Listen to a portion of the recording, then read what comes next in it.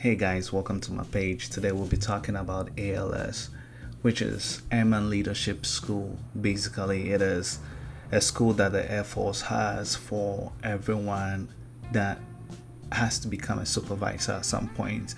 Like you can stay an airman forever.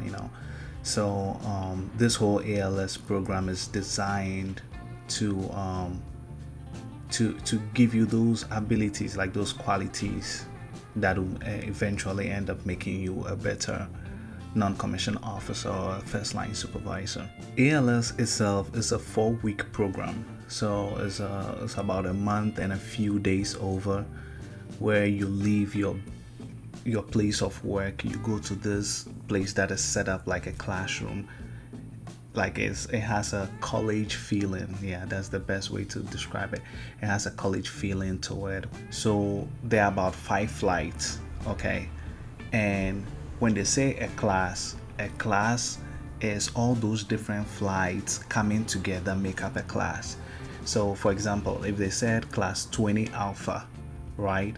Class 20 alpha is a combination of different flights that come together and make up this class 20 alpha. I don't know if it makes sense. Now, what areas do they focus on? What is ALS like? What is their end goal at the end of the day? Like what are they looking to instill in you?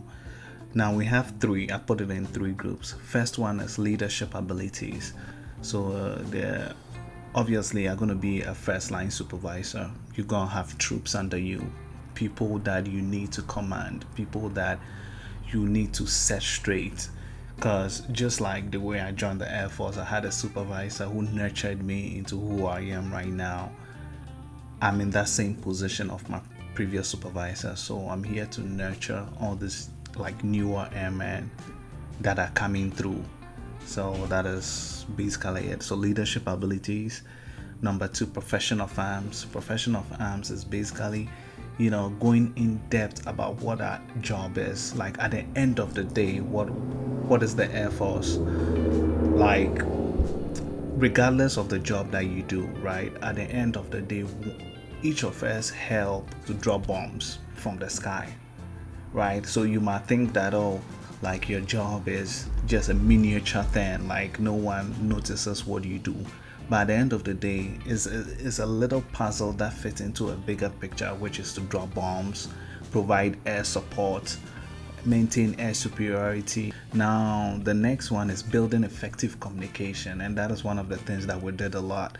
So there was a lot of group work, there's a lot of presentations. You stand in front of the class, you like they give you a topic, you go make a whole PowerPoint on it, you present to the class, people get opportunity to ask you questions back and forth, things of that nature, like that back and forth thing, to get you to be more open, to get you to feel more comfortable in front of people, and when the pressure is on, stuff like that. It just makes you more comfortable. So who can attend ALS? That's my next question. Who can actually go to this course? So basically, the course is meant for senior airmen that have a line number. That is the first category of people that they usually ship out to this course. Part of your job as being a staff sergeant is to be a first line supervisor. In order to be a first line supervisor, you need to go to this course. And sometimes when there are extra slots, they will send other senior airmen regardless whether they have line numbers or not. I don't know if this happens every time, but when I went through, I realized that we had a Navy person, we had a Coast Guard person. So I think they pretty much opening the program to sister services. So basically, graduating ALS means that now you're a first line supervisor, like I've hopped on several times up to this point of the video.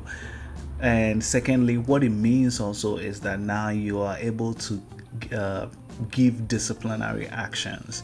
So if you have a troop under you that is messing up, or just any troop at all for that matter, as long as they are like in your direct chain, is being difficult to deal with, so you can write LOR, letters of reprimand, you can write letters of counseling. So you're able to do all these things at the end of the day. So before, prior, you could have a line number, you could have been a senior airman, but you wouldn't be able to do these things. You wouldn't be able to provide this disciplinary action. So that is part of what you get when you go to ALS. And also you get a ribbon, a graduation. Everyone gets a diploma, and I think the credit that you get from ALS counts towards your CCAF. So I think now it's like 9 credits. So that is like 9 credits that you don't have to take again. There's a ribbon that I'll put up on the screen here somewhere. Basically, you wear it, and it just means that you've graduated ALS. That's like as simple as I can put it. So the first award I would like to talk about is the John L. Levito Award. So basically, what this award is for the top graduate, plain and simple. So you know how I talked in the beginning of the video that there were all these different flights that come together and make a class. Now the John Levito Award means that when they combine all this flight together and made a class, the student that was the topmost of all of us wins that award. And that award the way they nominated is from peer input. So obviously your peers around, everyone is watching as you go through the weeks and stuff like that. It is they also have strats. So like your peers strat you, kind of like put you. So if you appear consistently over time as being like number one over the weeks, then it means that your chances of getting that award is high. Now that doesn't mean that it just falls down to the strat. Now on the other side, instructors put their input also. So it's a variety of sources that come together for them to agree that this one person was outstanding in terms of leadership quality and academic performance. The second award I would like to talk about is the Commandant's Award. Now to me, and it's different for everyone, but to me personally, I think that this is the most important award in all of the ALS, even more important to me than the John L. Levito Award is. The reason why I say that is the John L. Levito Award is based on peers and instructors, right? But the Commandant's Award is based 100% on your peers, right? So your peers are the ones that are stratting you. Your peers are the ones that are determining solely whether you get this award and it's not easy because all of your peers want to get it too. So for them to let go of that opportunity and say that, okay, this person is better than I am, or not even that, I just want this person to represent a nominee, like we nominate this person together. It's not easy for people to let go of things they wish they could have just for you to have it. That's why I think that if you're given the opportunity to have or to go up for that award, like your class selects you to, or your flight selects you to go for that award, is the most important award there is. The commandant of the PME Center is the one that has the final say as to who gets their award, but the individuals are nominated by their peers. There's no instructor input really when it comes to the Commandant's Award. Now, the next award I'd like to talk about is the Academic Achievement Award. And this is solely 100% based on academics, graded academic. So like all this PowerPoint I talked about, all this, anything that had to be graded while you were there, so basically all the grades of everyone that submitted the assignment and stuff like that, they did their presentation, all these things, right? They put all these grades together and they see the person who consistently came up on the top, and that person goes for the Academic Achievement Award. So that is how it is chosen. It is not based on leadership qualities. It is not based on any other thing. It's just 100% academic. Now the Distinguished Graduate Award is awarded to the top 10% of the class.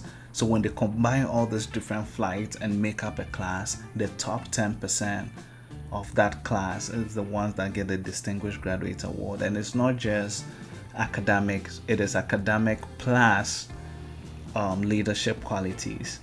So you first of all, your grades need to be like top notch to even be in the 10%, and that just doesn't qualify you to get the award. Like your leadership ability should also be able to speak for itself. And with that being said, instructors have an opinion as to whether you get a Distinguished Graduate Award or not. So those are the awards that you should look forward to. If an award is something that motivates you, those are some of the things that you should look forward to while you're out there. Now I'll go ahead and talk about what the day-to-day activities are like in ALS. So basically, you come in the morning. It's a 7 usually class. The class day starts around 7. It ends around 3:30 to 4 p.m. And you come, you're sitting in a classroom setting, usually of 16 people. You do reveille and retreat. On certain days, they'll ask you to wear your blues. So if you don't have your blues ready and you're watching this video because you're getting ready to go for ALS, right? You might want to go get your blues ready, make sure your ranks are good, make sure they fit. I know, because since BMT, a lot of people don't wear their blues anymore. Because the truth is, unless you are really getting into trouble or something, you are probably not going to wear your blues, right? But just make sure they fit, because we've gained weight over the years. I mean, I wasn't looking like this when I went to BMT, and I'm certainly not going back to that weight. I've already accepted that fact. But yeah, your blues are good to go. Make sure you have a nice pair of ABUs. You don't have to buy a new one. You can just use like the old one that you have. You don't need to like go buy a whole set of ABUs just for ALS. It is very pointless. But just make sure your uniform is clean, because they do have this, I don't want to say like rigorous inspections or anything, but you know you are walking into that area of being a first line supervisor, so they expect top notch from you. Like they expect you to be an example to others, and an example doesn't just mean like your work ethics, but it also means your appearance, because most people will judge you based on your appearance. So during classroom time, one of the things that they do is they call you, like you are going to be on the floor a lot. So if you're someone who don't feel comfortable talking in front of people, doing argument, discussions, debates back and forth, it's going to be, I don't want to say it's going to be a hard time, but it's going to be challenging for you.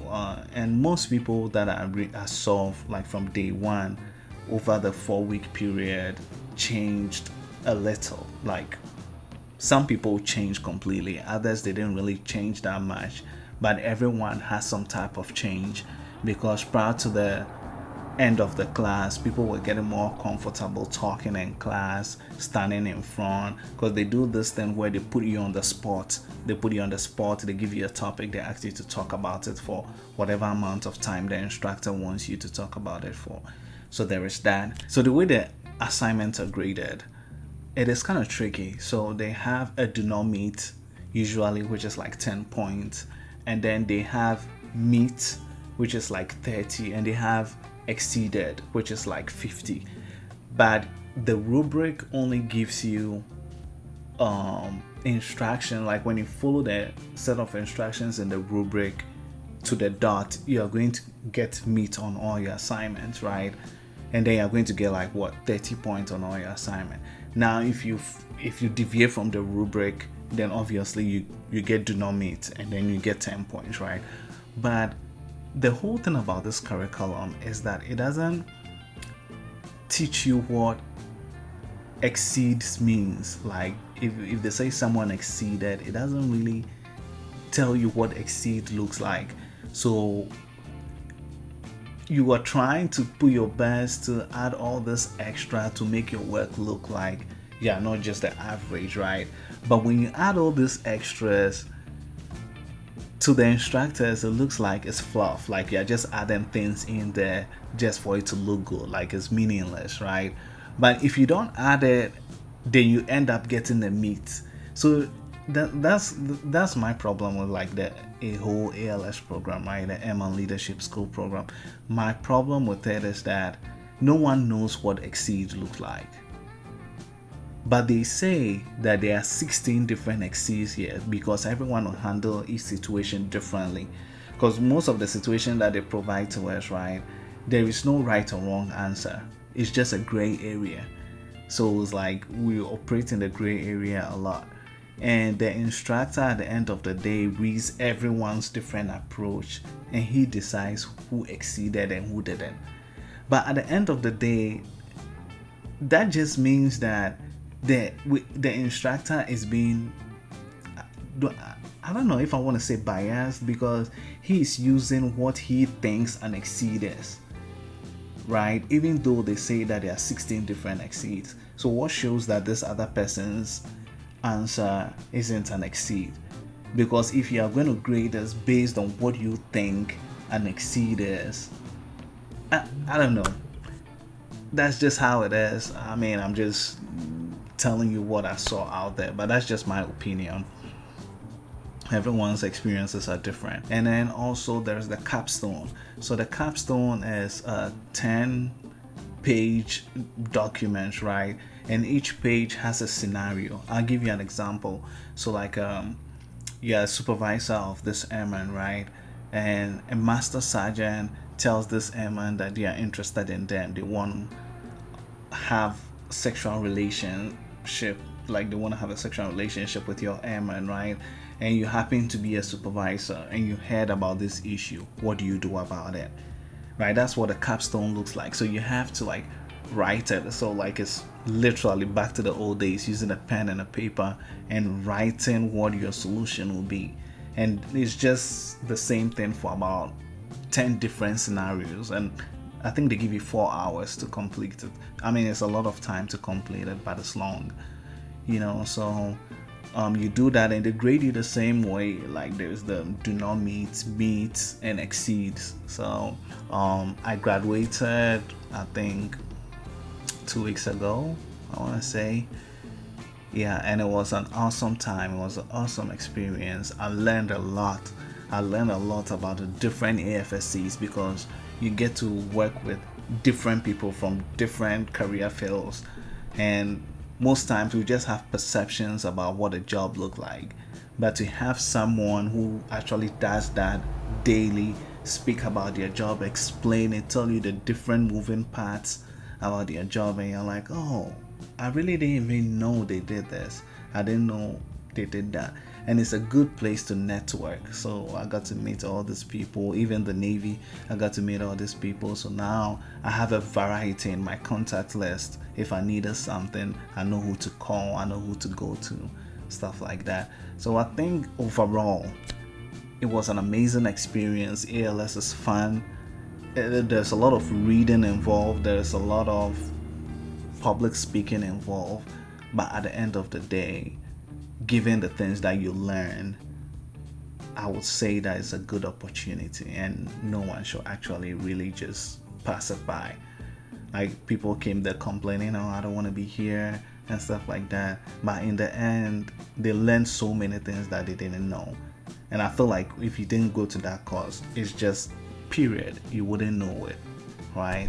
So that was it for ALS video and my experience there. If you guys have any questions, comments, or any contributions at all, if there was anything that I missed, feel free to leave it in the comments below. And to me, don't forget to subscribe to the channel, so that anytime I post a video, you guys will be the first to see. And don't forget to ring the notification bell. And that's it. I'll talk to you guys in the next one.